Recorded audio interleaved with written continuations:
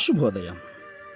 Global బెథేనియా Calvary ministry తరపున ఈ ఉదయకాల సమయంలో మరొకసారి మీ అందరితో కూడా కలుసుకొని దేవుని యొక్క పరిశుద్ధమైన మాటలు ధ్యానించటానికి దేవుడు నాకు ఇచ్చిన మధురమైన అవకాశమును బట్టి దేవునికి ప్రత్యేకమైన వందనాలు తెలియజేస్తున్నాను. అవును, ఈరోజు కూడా పరిశుద్ధమైన వేద గ్రంథంలో నుండి మరొక చక్కటి మాటను చదువుకుందాం.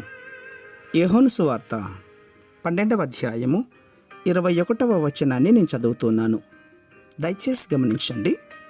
యోహాను సువార్త 12వ అధ్యాయము 21వ వచనము. వారు గలిలయలోని బెత్సయిదా వాడైన ఫిలిప్పు నొద్దకు వచ్చి, అయ్యా, మేము యేసును చూడగూరుచున్నామని అతనితో చెప్పగా, దేవునికి స్తోత్రం కలుగునుగాక. అవును ప్రియులారా, కొంతమంది గ్రీకు దేశస్థులు ఫిలిప్పు యొద్దకు వచ్చి యేసుక్రీస్తును చూడాలి అన్నప్పుడు ఫిలిప్పు ఆంద్రేయ యొద్దకు రావడం, ఆంద్రేయ వారిని ఫిలిప్పుతో సహా యేసు వద్దకు తీసుకుని వెళ్ళడం మనం చూస్తుంటున్నాం.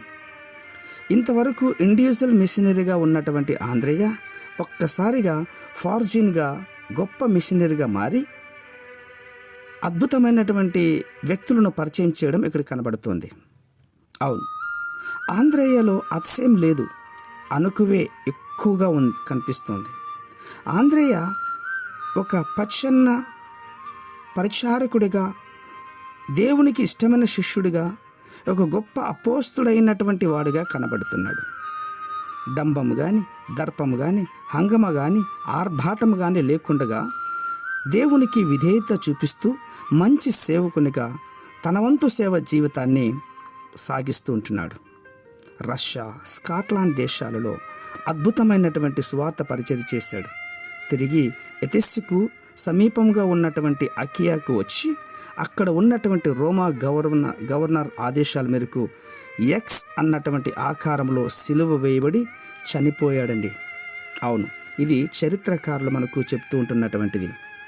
అవును, ఆదర్శ అపోస్తులుగా జీవించి పరిచర్య చేసినటువంటి ఆంద్రేయ ప్రభువుకు గొప్ప సాక్షిగా జీవించి హతసాక్షిగా ప్రభు కొరకే మరణించాడు. సంఘాలలో, ఈనాటి సంఘాలలో ఆంద్రేయ వంటి దైవ సేవకులు మరింత అవసరమైంది ప్రియులారా.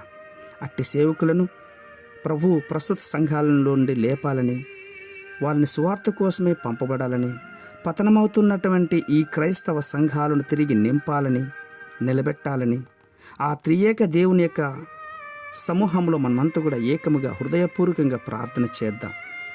దేవుడు ఆంద్రేయ వంటి ఆదర్శమైనటువంటి దైవ సేవకులను మనకు దయచేయలాగున ప్రార్థన చేద్దాం.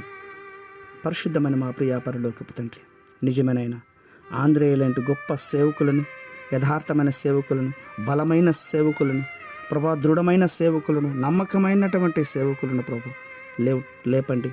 మీ ఘనమైన సేవకు ముందుకు సాగుటకు ఈ మాటలు వింటున్న వారందరూ కూడా ప్రభా మీరిచ్చే దివ్యమైన ఆశీర్వాదములతో ముందుకు సాగుటకు సహాయం చేస్తున్నందుకే స్తోత్రాలు అర్పించుకుంటూ చిన్న ప్రార్థనను మా రక్షకుడిని యేసయ్య బట్టి అడిగి వేడుకొని పొందింటున్నా మా తండ్రి. ఆమేన్, ఆమేన్, ఆమేన్.